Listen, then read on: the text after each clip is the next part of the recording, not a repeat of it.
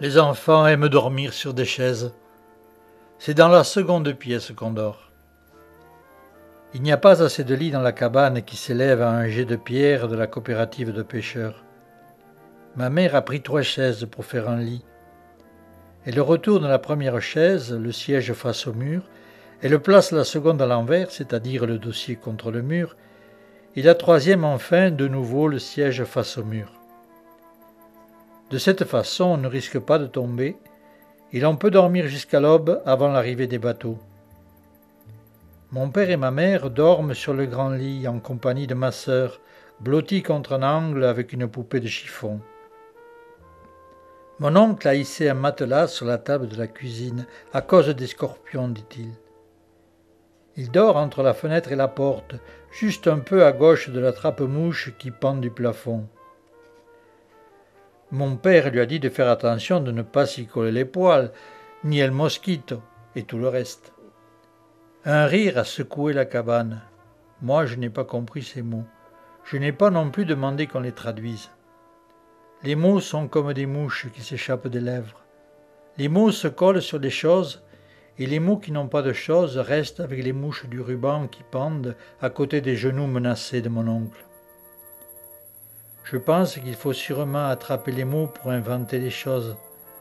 Les mouches qui s'échappent du ruban sont autant de choses en devenir qui naissent ainsi pour moi toute la journée derrière la coopérative des pêcheurs. Entourée de roseaux, la cabane sur pilotis est colmatée de bois de récupération et de plaques de goudron, d'alvéoles d'œufs, de tôle et de carton. 2 gros pneus remplis de géranium trônent à l'entrée de la palissade. Il y a 2 pièces dans la cabane, un poste de radio, une table et des chaises de paille. Un gaz, en équilibre sur des parpaings, chauffe la soupe de poisson sous la fenêtre. 3 photos sur le poste de radio et un calendrier dessinent des yeux contre la paroi. Il y a un chien dans la maison et un chat. Et le chien et le chat dorment ensemble devant la porte. Le chien rentre chaque matin dans la chambre et nous lèche le visage pour nous réveiller.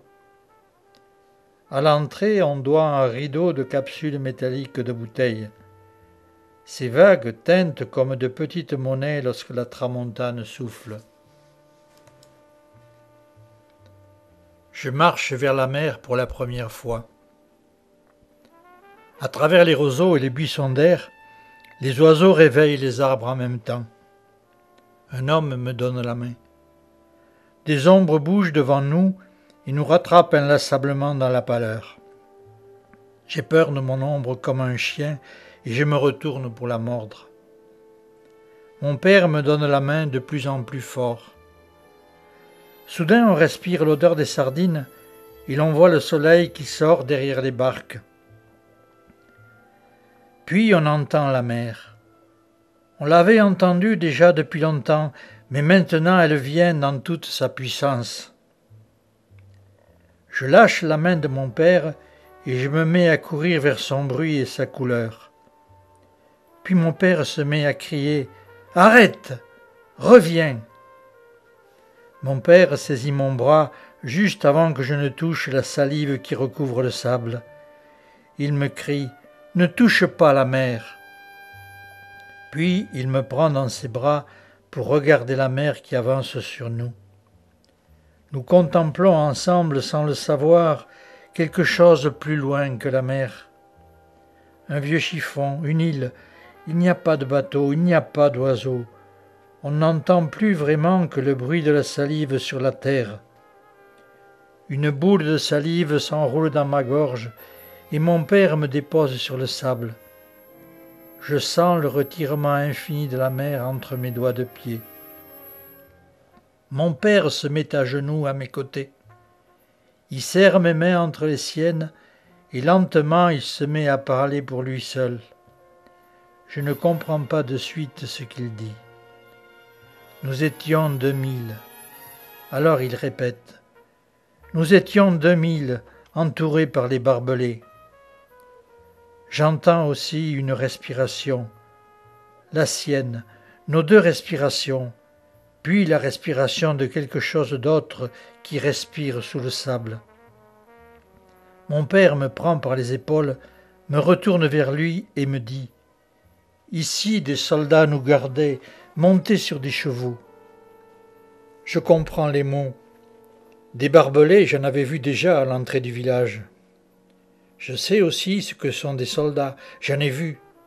Je sais ce que veut dire 2000. 2 fois 1000, c'est beaucoup d'hommes. 2000, c'est tous les oiseaux, c'est tous les chiens, c'est tous les arbres. 2000 oiseaux, 2000 chiens. Mais je ne connais pas 2000 hommes. Je ne connais que mon père qui est un seul homme, né quelque part dans une ville d'Espagne, rue Victor Praderas, derrière une gare. Mon père prend du sable à pleine main. Ici, un soldat est entré dans la mer tout entier avec son cheval. Et il continua en répétant. Nous étions 2000 dans ce camp. Le soleil, comme un jaune d'œuf, est entièrement sorti de la mer.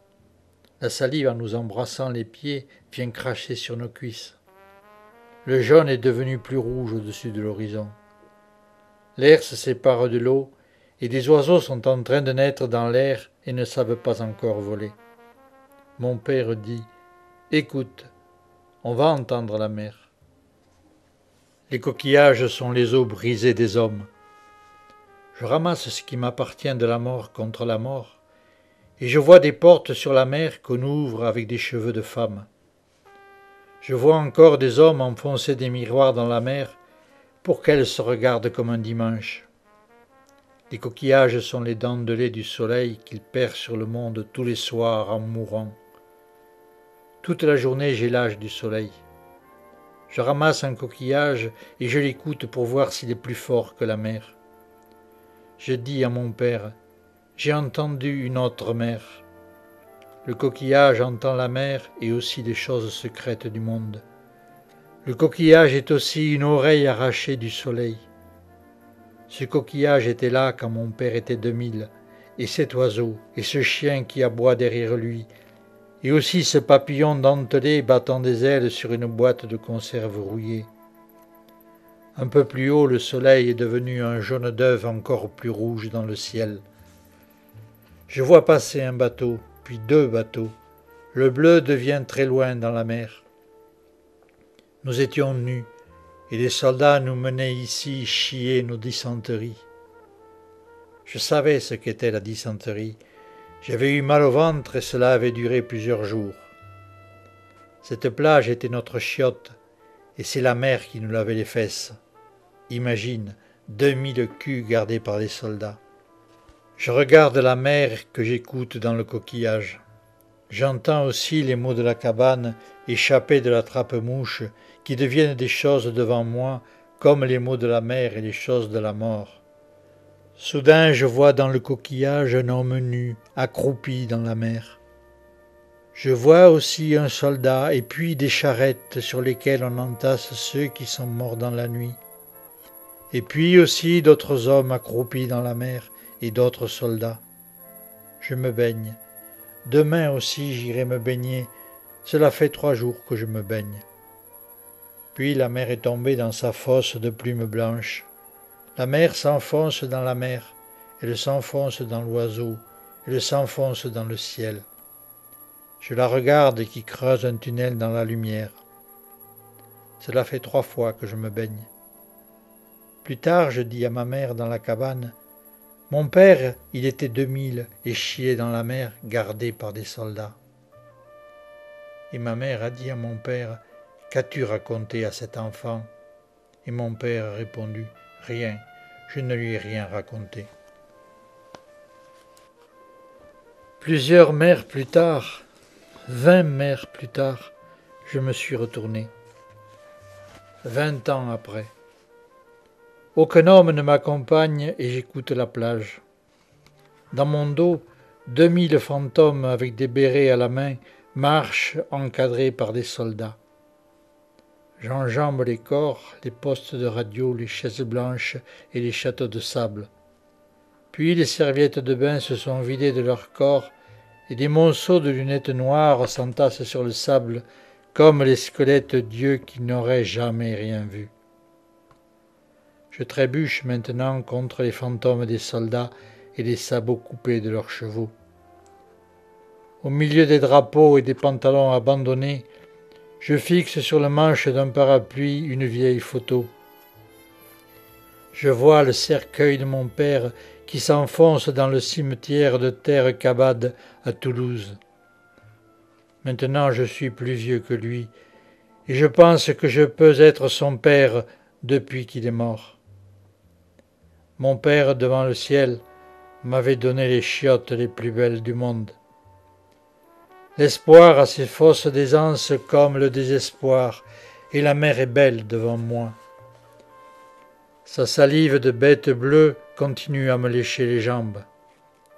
Derrière le marchand de glace, il n'y a plus la cabane que mon oncle avait assemblée à 100 mètres du camp, ni les géraniums rouges de ma tante, ni les 3 chaises que ma mère installait tous les soirs pour dormir. Puis j'entends un enfant courir dans la cabane et le cliquetis du rideau de capsules de bouteilles écrasées avec lesquelles le chat jouait. L'éolienne dans le ciel n'appelle plus le vent pour allumer l'ampoule de la cuisine. Je pense aux dizaines de mots morts sur la trappe-mouche au-dessus de la table, et puis à tous ceux qui se sont échappés pour faire leurs choses avec nous et contre nous. Je regarde encore la mer. Je veux la hisser sur la terre comme un drapeau. Et je pense qu'un drapeau fait avec de l'eau inonderait toute la terre et noierait tous les hommes, et que cela serait bien pour la terre et pour les hommes. 2 oiseaux se répondent en sifflant, et une colonne de femmes porte des paniers de poissons sur leur tête. La mer ne serait jamais un drapeau, et je suis fier de la mer. Je reconnais l'œuf jaune du soleil qui tremble dans les nuages. C'est le même que celui que j'avais vu pour la première fois il y a plusieurs mers. Je sais qu'il va accoucher d'un oiseau blanc. Mon ombre s'enfonce dans mon ombre et la mer s'enfonce dans la mer. Tout est en ordre. Le ciel fait un tunnel dans la lumière. Je me retourne et j'appelle mon père à voix basse, puisque c'est ainsi qu'il faut appeler les morts. Compagnero, compagnero. Pour jouer, je jette son béret noir entre 2 mouettes qui se disputent le centre du soleil comme une charogne de lumière. Je marche vers la frontière, les souliers sur l'épaule, parce que rien maintenant n'est encore fini, et que j'ai encore un travail à terminer de l'autre côté de la montagne. Soudain, une 3e mouette surgit dans un cri d'accoucher, et le soleil se met à faire du vent. Un ciel qu'on ne voit pas se boit lui-même à petits coups de lumière.